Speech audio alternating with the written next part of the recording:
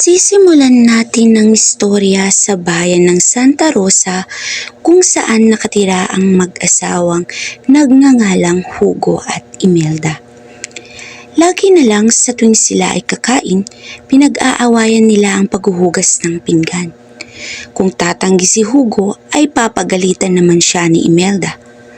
Kung ano-anong pangalan ng tinatawag niya kay Hugo at kung sasagot, tutugisin ni Imelda si Hugo ng walis tambo.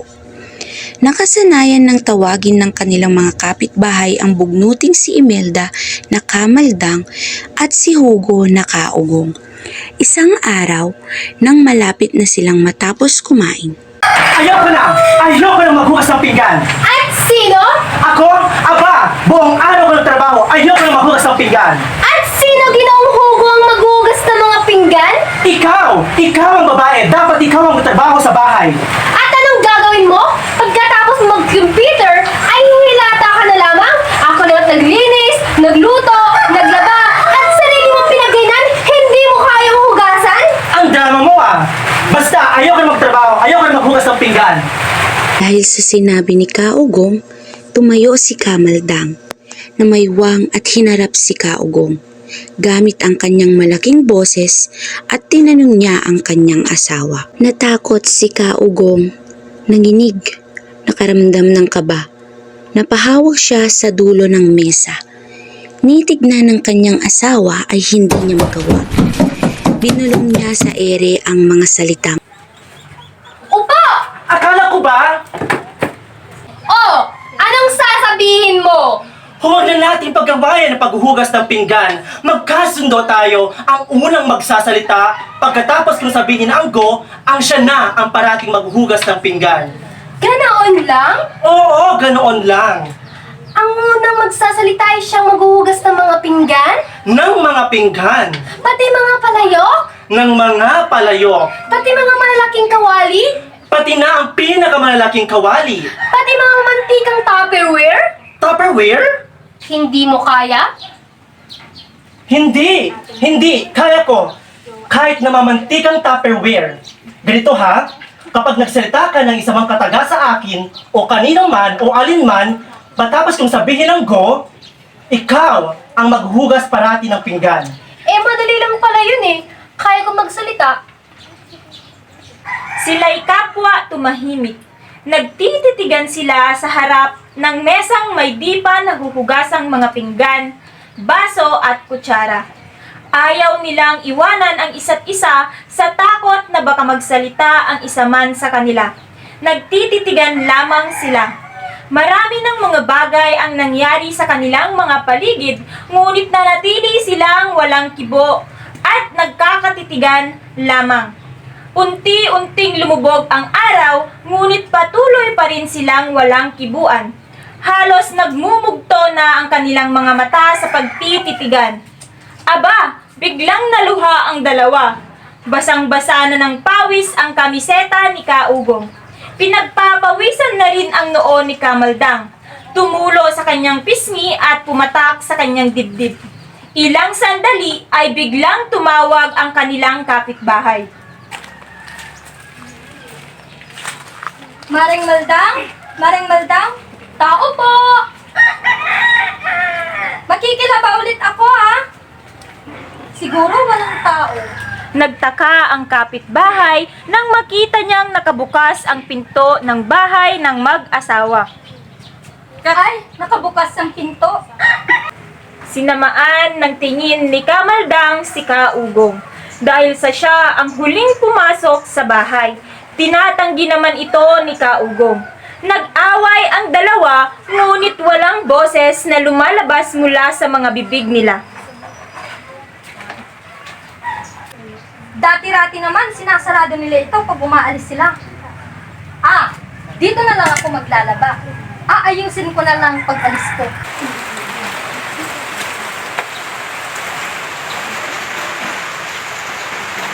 Andito lang palang kayong dalawa.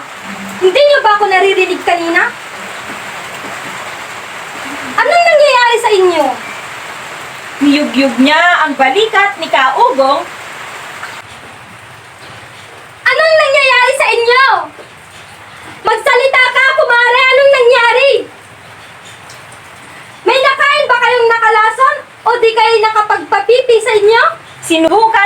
ng kapitbahay na yugyugin ang balikat ng dalawa. Ngunit isa man sa kanila'y di tumayo o nagsalita.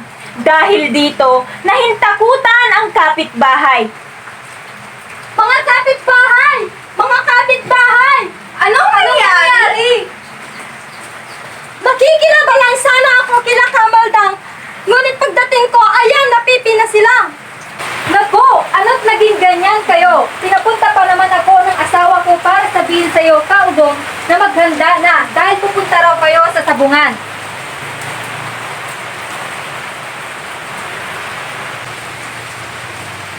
Oh! What's happening? Ay, Shala! English spoken. Feeling niya, taga-ibang bansa, kayong taga dito lang din naman. Hugo!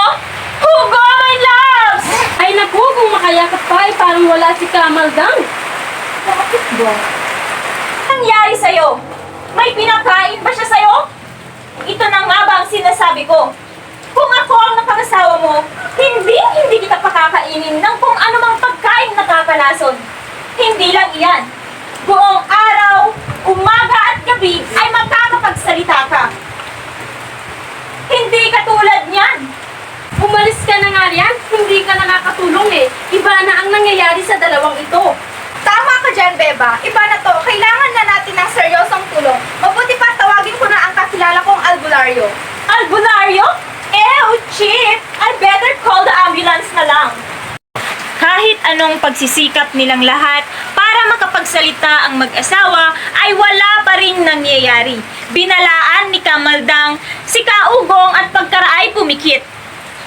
Batid ni Kaugong na pumikit si Kamaldang upang maiwasan ang mga kapitbahay, kung kaya't ipinikit din niya ang kanyang mga mata. Walang mangyayari kung tutunganga lang tayo rito. Teka, at tawagin ko na ang albularyo. Maya-maya ay dumating na ang albularyo. Nandito na kami. Naroon ang mag-asawa.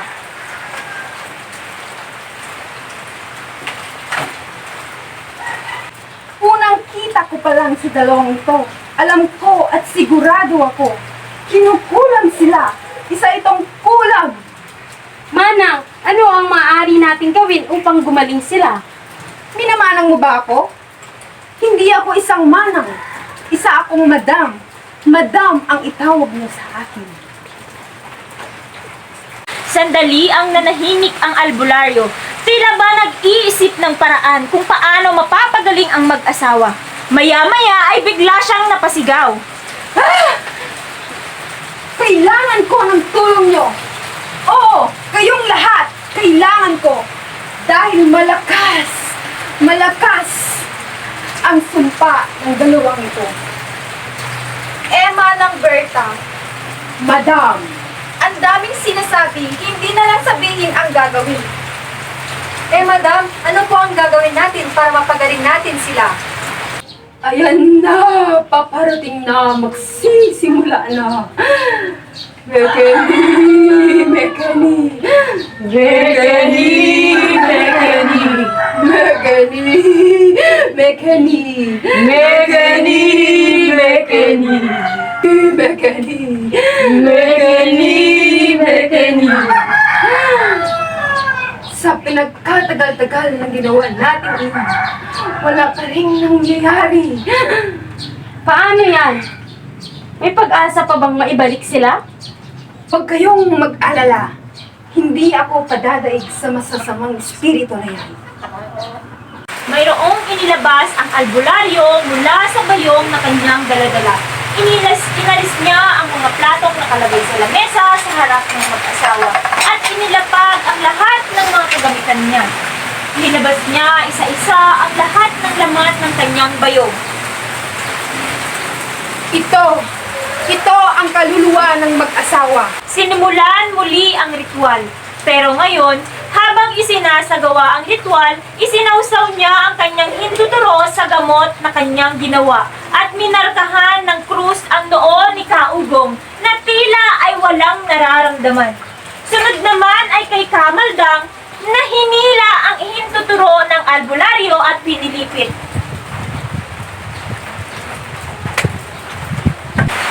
Sa tinagal-tagal ng panahon na naging albularyo albularyo ako. Ngayon pa lamang ako nakasaksi ng ganitong klaseng sumpa.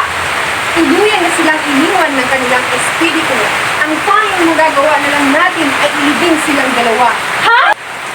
Gumawa na kayo ng ataul. Sila'y ating ililibing pagsikat ng araw. Ihiga nyo na sila. Unti-unting inihiga ng mga kapitbahay si Kaugong na kalmado lamang sa mga nangyayari. Hindi siya natatakot na mailibing. Lalabas siya sa hukay pagkaalis ng mga kapitbahay. Aba, at tuwang-tuwa pa nga si Kaugong sa mga nangyayari. Iniisip niya na ang takot sa mukha ng kanyang mga kapitbahay sa oras na makita nila siya na bumalik mula sa libingan. Bubuhatin na sana siya ng kanyang mga kapitbahay nang bigla siyang dumilat. Mga pakilmera kayo! Lumayas nga kayo rito! Layas! Baka sa mukha ng mga kapitbahay ang takot at gulat. Maya-maya pa, Aha! Siya ang unang nagsalita. Mula ngayon, ikaw na ang maghuhugas araw-araw. lalo pang nagalit si Kamaldang sa inasal ng kanyang asawa. Kaya kinuha niya ang walis upang ihambalos sa mga kapitbahay at ganon din sa kanyang asawa na abot langit at tuwa. Ha! Yes! Hindi na ako maghuhugas kailanman. At dahil doon sa kasunduan ng mag-asawang Kaugong at Kamaldang, atin natunghayan kung bakit ang mga babae ang naghuhugas ng mga pinggan. At dyan nagtatapos ang ating storyahan. Maraming salamat!